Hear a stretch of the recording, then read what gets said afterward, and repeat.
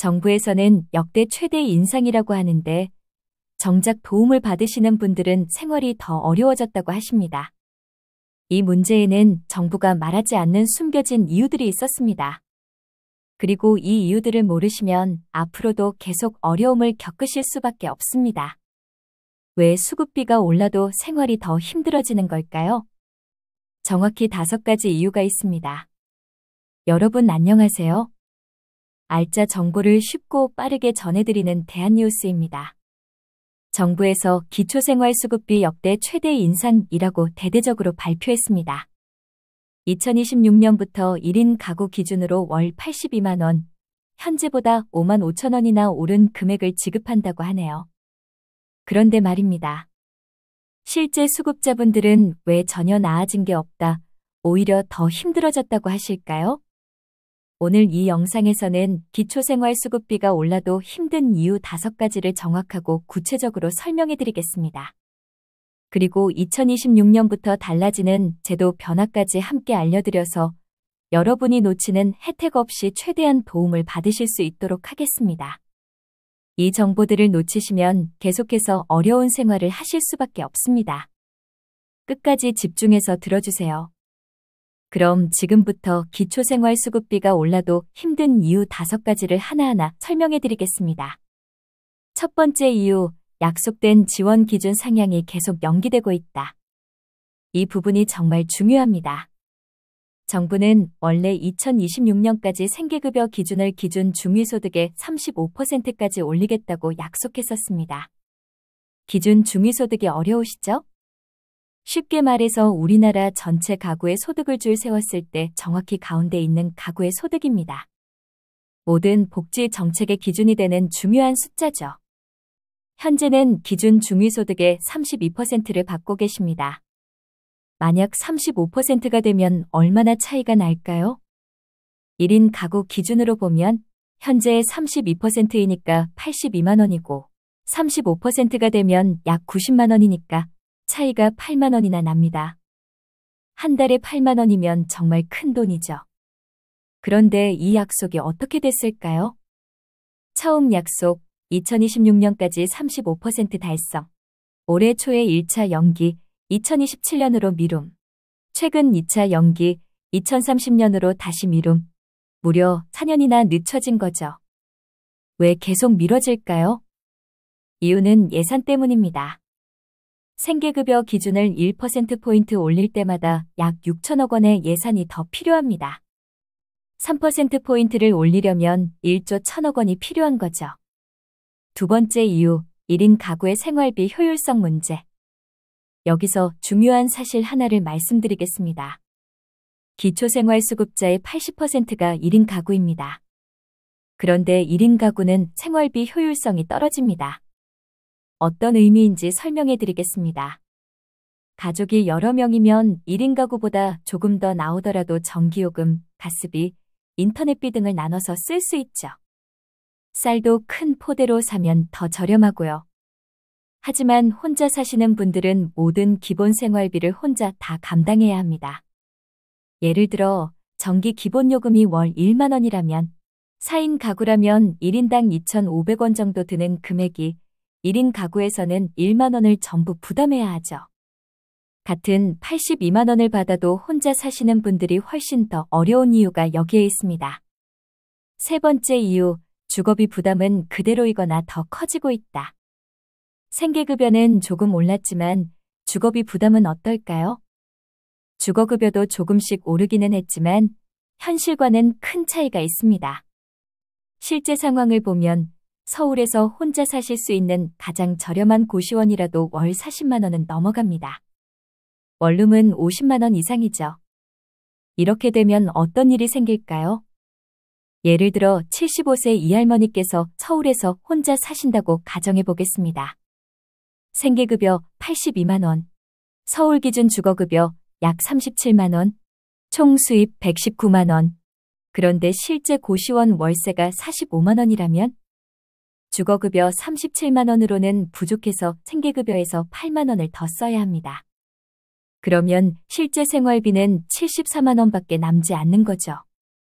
이렇게 되면 수급비가 올라도 실제 생활비는 오히려 줄어드는 상황이 벌어집니다. 네 번째 이유, 물가 상승 속도를 따라가지 못하는 인상률. 먼저 구체적인 수치로 설명드리겠습니다. 2026년 생계급여 인상 현황입니다. 1인 가구의 경우 76만 5천 원에서 82만 원으로 5만 5천 원 인상되었습니다. 2인 가구의 경우 129만 원에서 134만 원으로 8만 5천 원 인상되었습니다. 3인 가구의 경우 165만 원에서 171만 원으로 10만 6천 원 인상되었습니다. 4인 가구의 경우 195만 원에서 207만 8천 원으로 12만 7천 원 인상되었습니다. 언뜻 보면 꽤 많이 오른 것 같죠? 그런데 여기에 큰 함정이 있습니다. 물가 상승 속도를 보면 전혀 다른 이야기가 나옵니다. 예를 들어 설명해 드리겠습니다. 70세 박할아버지께서 매일 드시는 식사를 생각해 보세요. 작년에 3,000원이면 충분했던 하루 식사비가 이제는 4,000원은 들어가야 합니다. 특히 어르신들이 자주 드시는 달걀, 우유, 생선 같은 식품들의 가격이 많이 올랐거든요. 전기요금, 가스비, 교통비도 마찬가지입니다. 모든 생활비가 급격히 오르고 있는데 수급비 인상폭은 이를 따라가지 못하고 있는 거죠. 다섯 번째 이유, 의료비와 기타 필수 지출의 증가. 마지막으로 정말 중요한 문제입니다. 기초생활수급자 중 상당수가 노인이나 장애인 등 건강이 좋지 않은 분들입니다. 실제로 의료급여 수급자의 42.9%가 노인, 30.1%가 장애인입니다. 이분들은 일반적인 생활비 외에 추가 지출이 많습니다. 의료급여로 병원비는 거의 안 내지만 물리치료비나 간병비, 의료용품 등 비급여 항목들이 있습니다. 또한 거동이 불편하신 분들은 택시비, 배달비 등 추가 교통비와 생활비가 더 들어갑니다. 이런 추가 비용들은 수급비 인상에 전혀 반영되지 않았습니다.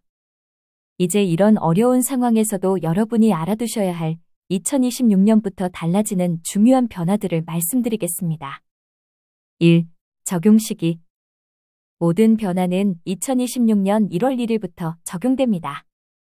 우리나라 법에는 정부가 매년 8월 1일까지 다음 해 기준을 발표해야 한다고 되어 있어서 보건복지부가 지난 7월 31일에 발표한 거죠.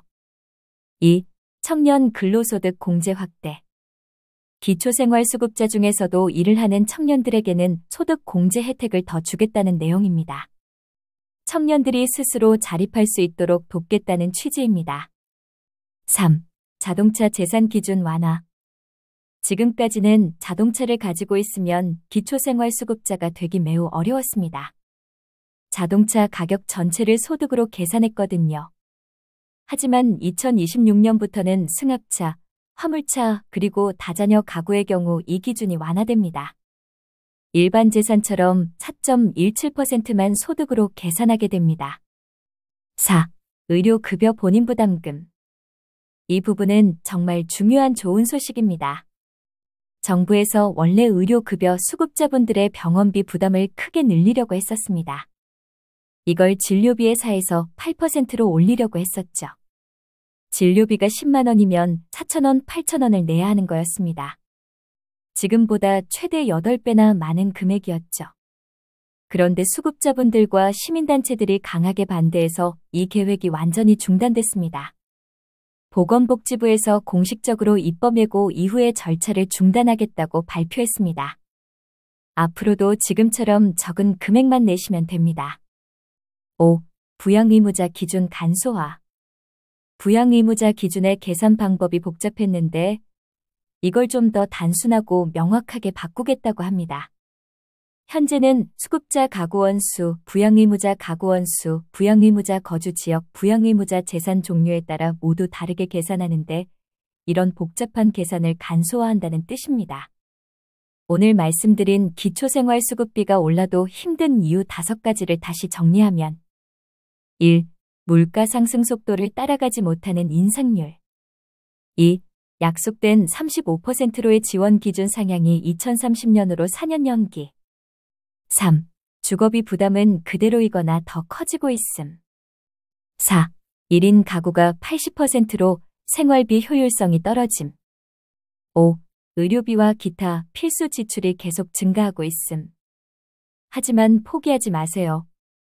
비록 어려운 현실이지만 의료급여 부담 증가가 막아진 것처럼 여러분의 목소리가 정책을 바꿀 수 있습니다. 그리고 작은 변화라도 분명히 도움이 되고 받을 수 있는 혜택은 하나도 놓치지 마시기 바랍니다. 저희 대한뉴스는 앞으로도 여러분께 꼭 필요한 정보를 쉽고 친절하게 전해드리겠습니다. 감사합니다.